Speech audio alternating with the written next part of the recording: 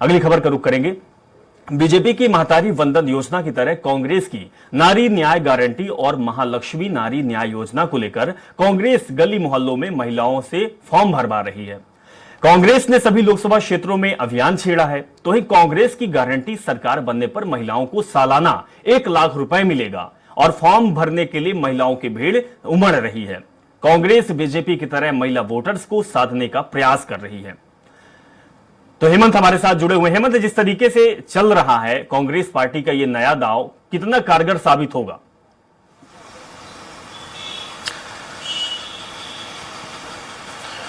देखिए, जिन गारंटियों की घोषणा कांग्रेस ने की है राष्ट्रीय स्तर पर, उसमें साल के 8 लाख रुपए देने, 1 लाख रुपए देने की बात कही है, माफ करिएगा, और वो साल का 8,000 रुपए होगा। लगातार छत्तीसगढ़ में भी इसको लेकर फॉर्म भराया जा रहा है। जो तमाम कांग्रेस के प्रत्याशी हैं अभिषेक, वो अलग अलग गली मोहल्ले में जाकर अपने पार्षदों के माध्यम से, अपने कार्यकर्ताओं के माध्यम से सीधे महिलाओं से फॉर्म भरवा रहे हैं। और इसी तरीके से जो एक तरीका है वो विधानसभा चुनाव में बीजेपी ने अपनाया था।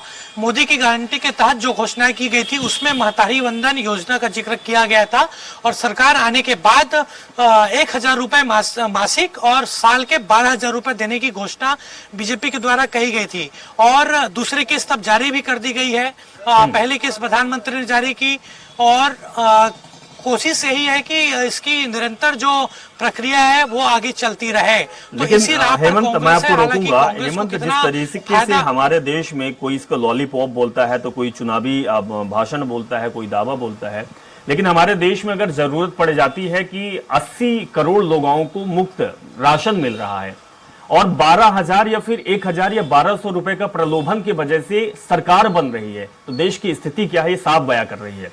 हेमंत, देखिए, ये जो फ्री वाली राजनीति है वो अब चलती नजर आ रही है, खासतौर पर छत्तीसगढ़ में। ताजा उदाहरण विधानसभा के चुनाव हमने देखा अभिषेक, और पहले यही बीजेपी थी जो इन गारंटियों को रेवड़ी तक कहती थी। कई बयान आए थे, चाहे वो प्रधानमंत्री के हो, केंद्रीय गृह मंत्री के हो, भाजपा के नेताओं के हो, लेकिन जहां जहां पर विधानसभा के चुनाव हुए जिन राज्यों पे, चाहे छत्तीसगढ़ की बात हो, मध्य प्रदेश की बात हो, राजस्थान की बात हो, वहां पर गारंटियों की बात बीजेपी ने की। यानी बीजेपी भी अब गारंटी वाली राजनीति कर रही है और उसी गारंटी के तहत फिर लोकसभा चुनाव में आगे बीजेपी बढ़ रही है। मोदी की गारंटी की बात कही गई और अब ये कहा गया कि तीसरी बार जब प्रधानमंत्री बनेंगे नरेंद्र मोदी तब ऐतिहासिक फैसले होंगे। तो ये राजनीति, फ्री वाली राजनीति चलती रहेगी। हालांकि इससे, इन योजनाओं से निश्चित तौर पर सरकार पर आर्थिक दबाव बढ़ता है। महतारी वंदन उदाहरण मैं दूं छत्तीसगढ़ की, महतारी वंदन योजना के लिए आर्थिक स्थिति का सामना करना पड़ रहा है छत्तीसगढ़ सरकार को, और इसीलिए कर्ज लेने की भी तैयारी में है, क्योंकि सभी महिलाओं को साल के 12,000 रुपए देने की बात कही गई है। तो निश्चित तौर पर इस तरीके की योजनाओं से सरकार पर आर्थिक बोझ जरूर आता है। बिल्कुल हेमंत, तो कहीं ना कहीं प्रलोभन की राजनीति चल रही है और एन केन प्रकारेण सत्ता में काबिज होने के लिए पार्टी और नेताओं को कुछ भी करना पड़े वो करने को तैयार है। बहुत बहुत शुक्रिया हेमंत।